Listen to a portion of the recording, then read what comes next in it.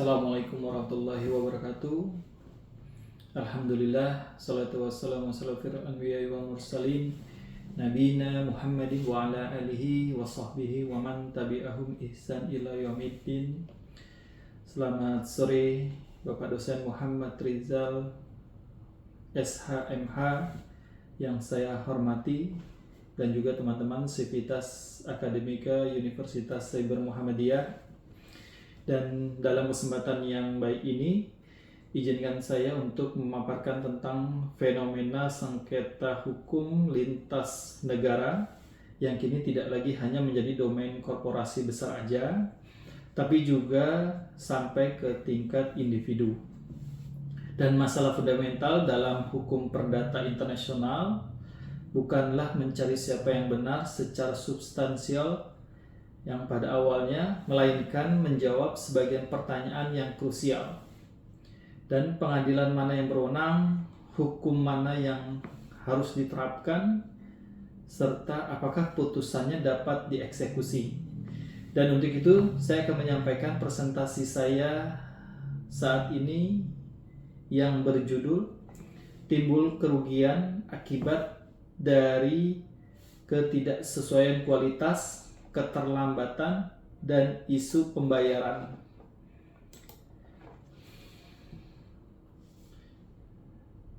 Bapak, Ibu, dan para akademika, bahwasanya sengketa hukum perdata internasional bukan sekedar konflik antar individu, melainkan konflik antar sistem hukum. Dan fokus kita hari ini bagaimana menelaah hakim menavigasi benturan dalam sistem hukum tersebut. Dan saya memberikan contoh kasus, yaitu yang akan saya angkat mengenai sengketa produsen kopi asal Indonesia dan perusahaan importir asal Jerman. Profil dan kontrak serta duduk perkaranya.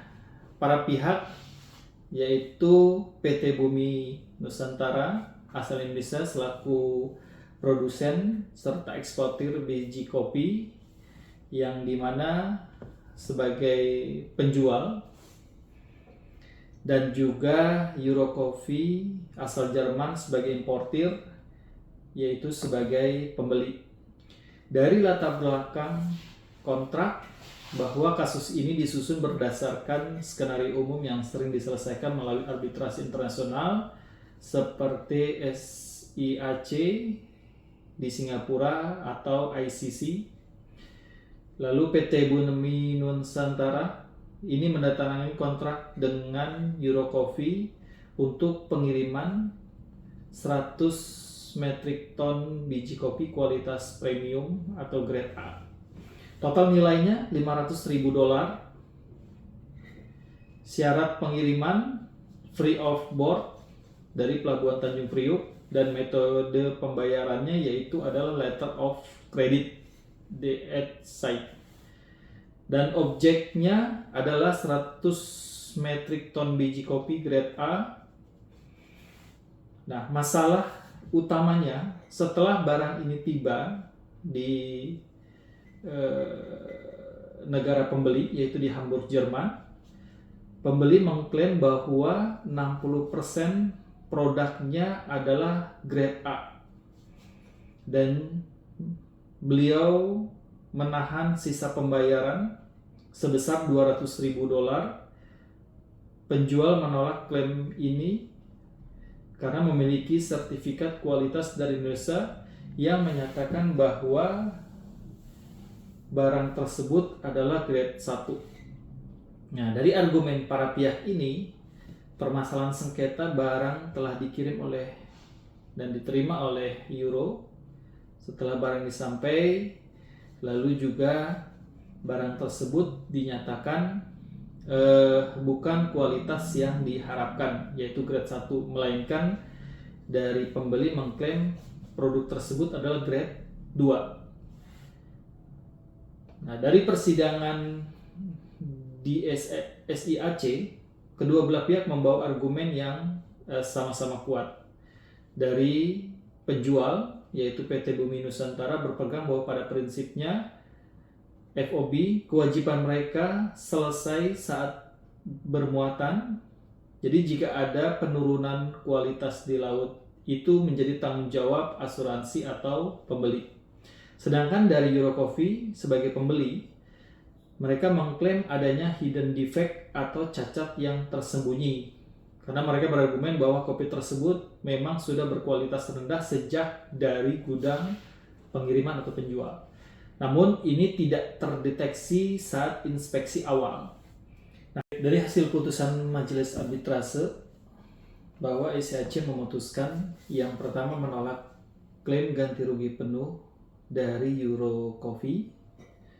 Yang kedua adalah menemukan bahwa dokumentasi Certificate of Quality di Pelabuhan Muat Indonesia ini lebih valid sesuai dengan FOB. Namun SIAC memerintahkan PT Bumi Nusantara memberikan diskon pengurangan sebesar 15% dari sisa pembayaran karena telah ditemukan adanya ketidaksesuaian mutu minor akibat pengemasan yang kurang baik dari pihak penjual. Ya, biaya arbitrase ini dibagi dua, split cost. Nah, analisa dari hukum sengketa kasus ini berdasarkan prinsip hukum perdagangan internasional. Yang pertama adalah titik peralihan risiko. Nah, berdasarkan dari konten 2020 dalam syarat free of board-nya FOB, risiko kehilangan atau kerusakan barang berpindah dari penjual ke pembeli ketika barang telah berada di atas kapal. Titik kritisnya adalah pemuatan barang di atas kapal. Lalu, peralihan risiko, segala kerusakan yang terjadi selama perjalanan laut seperti kelembaban udara yang merusak kopi, secara hukum adalah risiko dari pembeli. Dan kewajiban penjual hanya berkewajiban menyerahkan barang yang sesuai dengan spesifikasi pada saat pemuatan, itu sesuai dengan sertifikat kualitas atau Certificate of Quality. Ini di Pelabuhan Muat adalah bukti utama bahwa penjual telah memenuhi prestasinya. Nah, implikasi secara hukum, PT Bumi Nusantara ini benar bahwa kesehatan barang setelah kapal berada adalah tanggung jawab pembeli atas asuransi. Nah, jika penurunan kualitas terjadi karena suhu di dalam kapal, ini bukan menjadi tanggung jawab oleh penjual. Lalu, doktrin hidden defect, cacat tersembunyi. Eurocoffee mencoba menggunakan argumen hidden defect. Nah, di dalam hukum kontrak internasional seperti CISG, UN, atau Convention of Contract for the International Sale of Goods, ini penjual bertanggung jawab atas ketidaksesuaian barang yang ada pada saat resiko berpindah, meskipun ketidaksesuaian itu baru terlihat kemudian.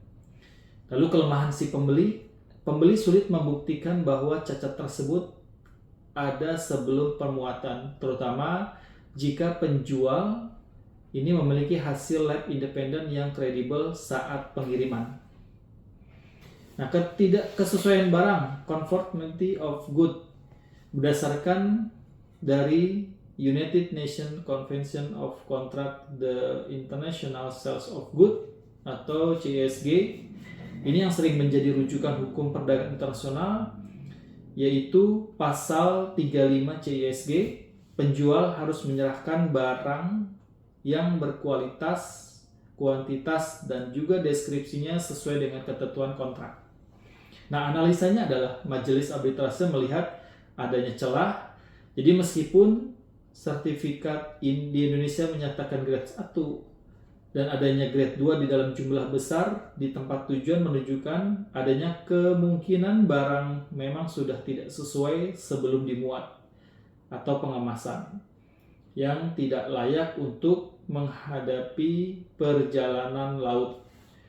Ya, lalu kita bisa lihat juga dari aspek hukum pembayarannya letter of credit. Jadi secara hukum perbankan bahwa bersifat independen dari kontrak penjualan, bank hanya berurusan dengan dokumen, bukan dengan barang. Nah, tindakan Eurocoffee ini menolak pencairan sebenarnya berisiko tinggi secara hukum, karena jika dokumen yang diajukan oleh PT Bumi Nusantara sudah lengkap, maka bank itu wajib membayar. Jadi penahanan ini seringkali dianggap sebagai manifestasi pembayaran. Dan Eurocoffee sebenarnya juga melakukan tindakan berisiko dengan menolak pencairan.